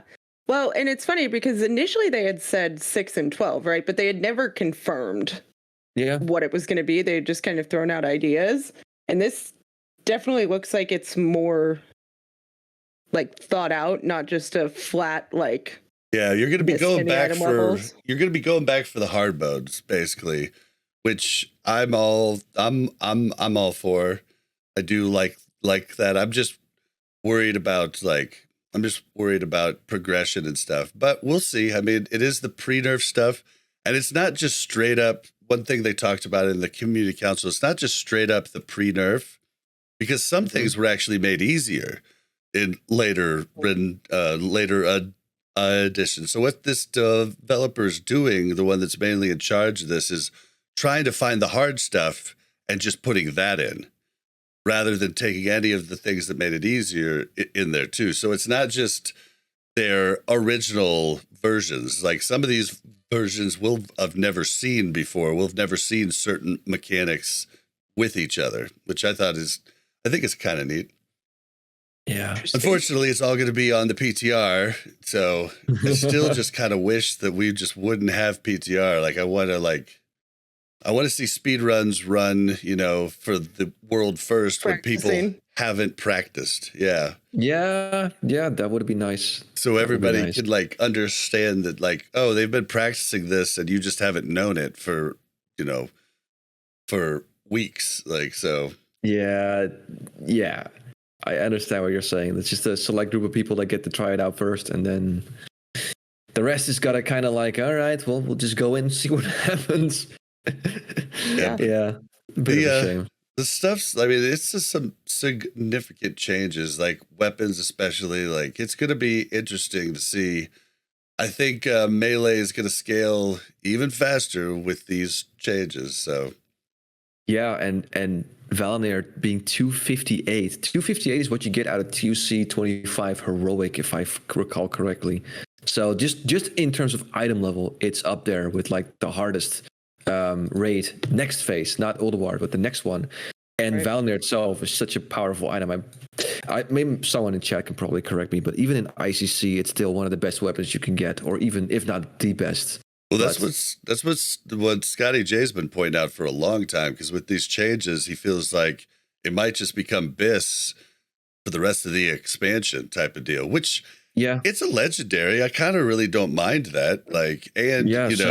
This gives you a lot more with the way this works. When we go into TOC, then 25-man stuff's going to drop from the 10-man hard modes and the 10-man regular modes, right? So you should, in essence, be able to collect your shards from 10-man.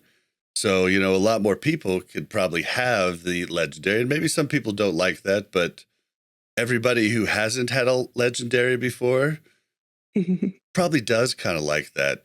It's something you have to really kind of be a guild master or really high up in the guild to actually get one of those, before. Or do DKP raids and just swipe your credit card like crazy. Yeah, you could. Yep, right? Definitely. There's always that option. BIS for Dis Priest, is that what I heard? Yeah, over everybody else. Yes. I've just confirmed it from a reliable source. Yes, absolutely. Yep. They've had to shield bot all throughout NAC, so they get the weapon. Absolutely. This is a valid argument. I don't know how you do it, Mel. I don't know how you do it. I feel like it's actually BIS. It's most BIS. I'm just, I don't know. I'm just throwing this out there, but I feel like paladins, and then I feel like holy priests would be more beneficial than for dis priests. Just saying, because it's your healing spells. It's not your shield. And you use your shield a lot. I have Renew. I don't know. Does it come on? Does it work on HOTS? I don't know. It says healing spells. Yeah. It doesn't say. I don't know. Usually I'm just they say direct healing spells if it's not HOTS, right? Chat says it does work on HOTS. I have no idea. So I'm just literally taking a shot in the dark here. Unfortunately, I know that Valnir is a really good item. I'm not experienced with healing in Wrath, unfortunately. So. We have screwed you, chat.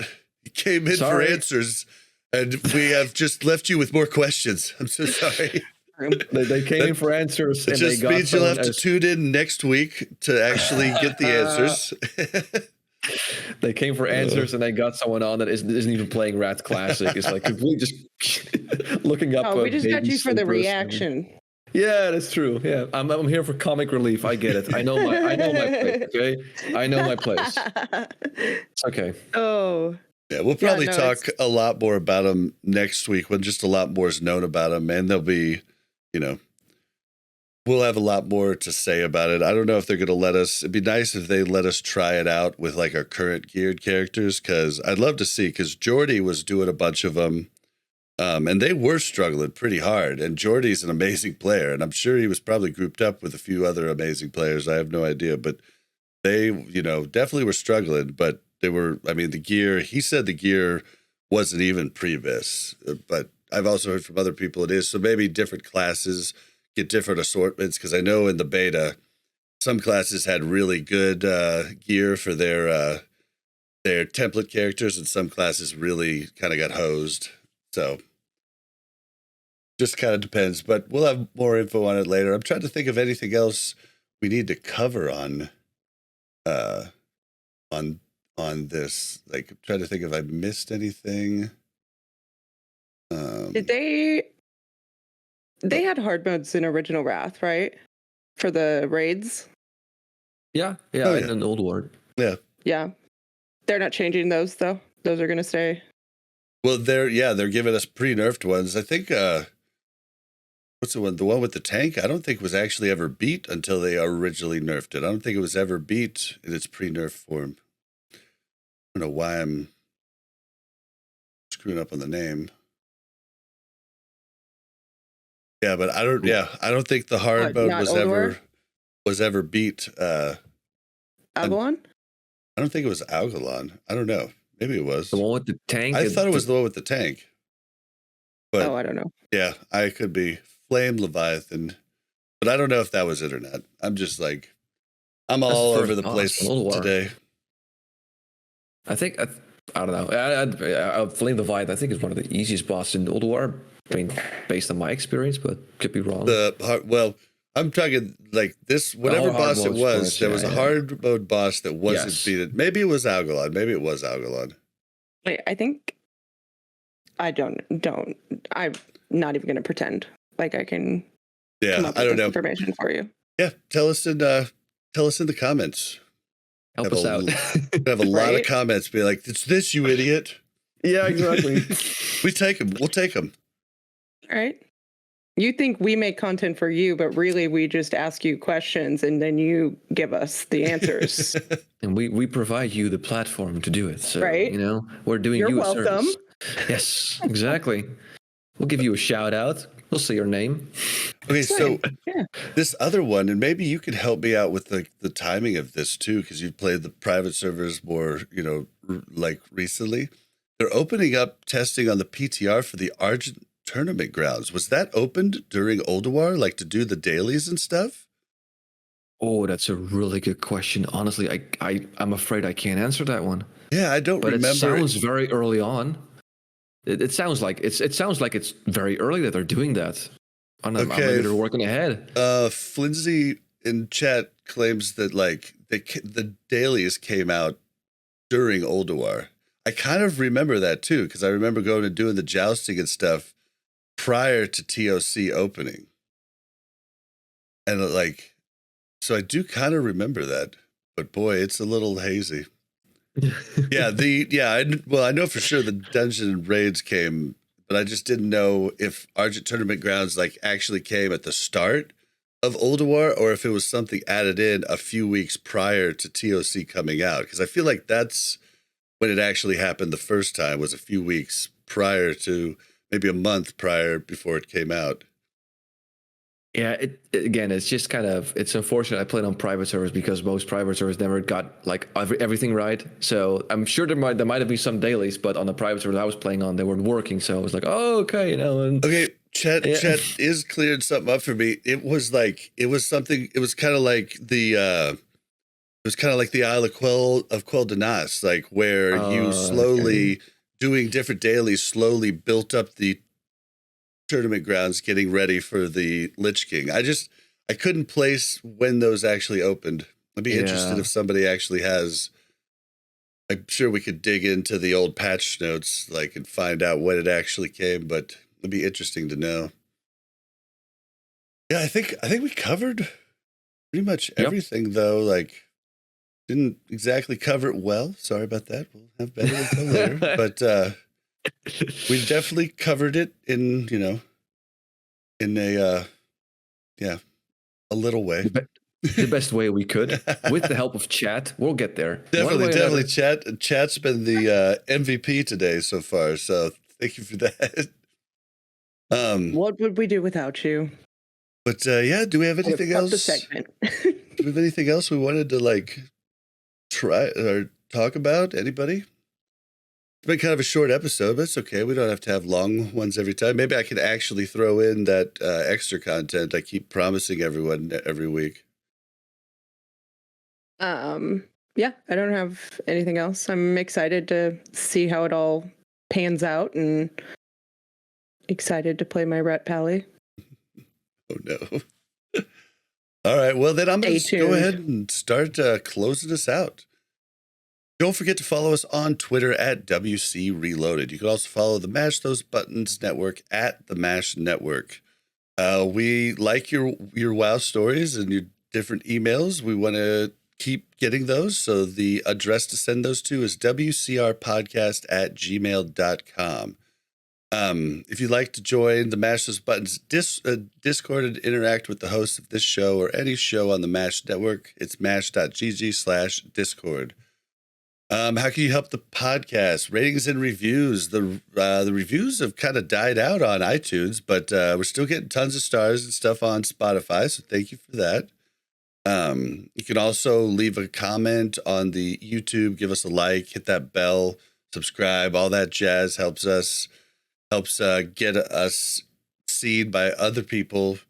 You can, get a Rested XP guide. You can use code RELOADED to save 5% at checkout and support the show. You can become a Patreon, and you can, every level of patron gets ad-free versions of the show, and tank and healer patrons get the raw audio shortly after recording. So you get the episode quite a bit early then. I think that's everything you can do to help us. Everything I can think of at the moment. Mel, where can we find you? Oh, what? I think it's just funny that the Patreon levels. I think I love that DPS is bottom, where they should be. There's a little controversy on if healer should be top or tank, but I think healer should be. Bob made the levels, so okay. Yeah. Yeah, I made the levels before I ever tanked, so I was just calling it how it is, Yeah, whatever. Okay. It is what it is. Can you still change it, or is it you can edit it, right? You can get it to healer. Yeah, raid leader maybe. I don't know. Right. But yeah, you can find me on Twitter at MelOverwatch or in game on MelArena. That's about it. All right, and what about you, Hamster? Yeah, just check me out on YouTube. I have social media, but I don't do anything with it. And even then, like I just announced, I'm having a kid soon, so don't expect any videos soon, apart from maybe a real life update, or not like a real life update, but like an update on the channel. Like, hey guys, this is going on, and this is gonna do this. I'm still really gonna try and do the parses and I'm just trying to find content that I can do without having to invest a lot of time into the game. So don't expect me to do any speed runs or any hardcore runs or whatever. Don't expect a Hamsterwheel video about the server first Algalon clear in Ulduar. It's just not going to happen, guys. I'm sorry, but I'll really try to do them because I can go on a little bit of a tangent here. I'm really going to try my absolute best to keep making content because to me, this is my main creative outlet, if you will. I consider myself a creative person, and if I don't create, so to say, I get moody. So I really Maybe notice doesn't want that. No, exactly. That's gonna be my ammunition for when I'm gonna make it. You want me to be in a good mood, right? It's good for the baby. So sorry, I gotta make a video about this 16-year-old game that we're playing or whatever. Right? You're gonna come on after the first video you make after you've been living with a newborn for a few weeks, or you're like, Hello, this is Hamster. Exactly. Coming to you for the content. No sleep. I haven't slept in 7 days. Yes. God. I'm starting to see things. Exactly. This is going great. I'm just going to be multitasking. Looking forward to it. Got to be multitasking, like talking to the camera. In the meantime, I'm just doing this. Hey guys, I'm still here. Bottle, just okay. It's okay. We're looking at the parses in Ulduar. Oh God, That's it'll good be great. stuff. I love it. Yeah, but I'll try my best. Just don't expect too much content on there. There were some ideas. Like I would really like to come back with rugs and do a second one, like a deep dive, but. Like things like this, where like in a podcast, like 2 hours or whatever, like nonstop is going to be really, really difficult. So yeah, I'll try to do some. Yeah, like the parses are easy to make. I can just talk about them, make a few screenshots and everything. I would like to talk a little bit more, like I said in the beginning of the video or the podcast, that I like Mr. Pandaria. I want to make a video about that, but kind of explain what I like about it and what I don't like about it, and where I think Blizzard messed up, so to say. Yeah. But then again, I have so many video ideas and just not enough time to make it. I bet. But it's okay. I'm very excited to get out that. So yeah, and we'll get them out someday. But that's the great thing about, I guess, World of Warcraft, and like if you release a video about Wrathlisting right now, how do I say that the expansions are kind of timeless. I even noticed it like videos I made 6 years ago or something like that. It had to do with TBC. During classic TBC, got a whole lot of extra attention and views, and even like after classic TBC, I know TBC right now is in a bit of a slump, but it's only a matter of time before people want to like play it on a private server again, or maybe Blizzard releases TB Season of Mastery. Yeah. You get it? Well, I mean, there you go. Like it. It was crazy because there was just a ton of WoW content out right when Classic came out, because people had been making it for years on private servers. The only bummer was there was a lot of information that didn't help. Like it was like mage guides where like they were having you do stuff in BRD, but like on this private server, the mobs didn't net you. But now in Classic they do it. It's like, well, shit, I just watched this video, went and tried it, and then found out, oh, it doesn't work. But yeah, they definitely pop up though, because like everybody's searching that. I'm sure there'll be another season of Mastery. People, then all the classic vanilla stuff pops back up. So it is kind of timeless in that regard, which is kind of neat. But you're so right that some content is dated. Like I still have videos up where I was, I had like a video, I forgot, like a mage gearing guide for WoW Vanilla. And I'm literally telling, okay, you go and you vote for this private server. And then with those points, you can get this item on the vote shop. Like people are like, dude, I can't do this on Classic. What is this guide? I'm like, I made this like in 2014. What do you want? Like this was way before the Star Wars was even, I know. Right. They are just... Some of it was like so outdated. Yeah, I'm like, oh, sorry, but I don't want to take down the video. I like the video. Right? Yep. Yeah, and that's Nest Jr., talks about, we were talking about Tank Spot earlier, and their videos are 13, 15 years old, right? So yeah. Yeah. But, all right. Well, you can find me on Twitter at Blazin_Bob. That's BLAZZIN_BOB. You can find me on Twitch at BlazinBob. Okay, let's get out of here. Peace. Bye, guys. Thank you very much for checking out Warcraft Reloaded podcast. Make sure to like and subscribe and hit that bell so you don't miss any future content.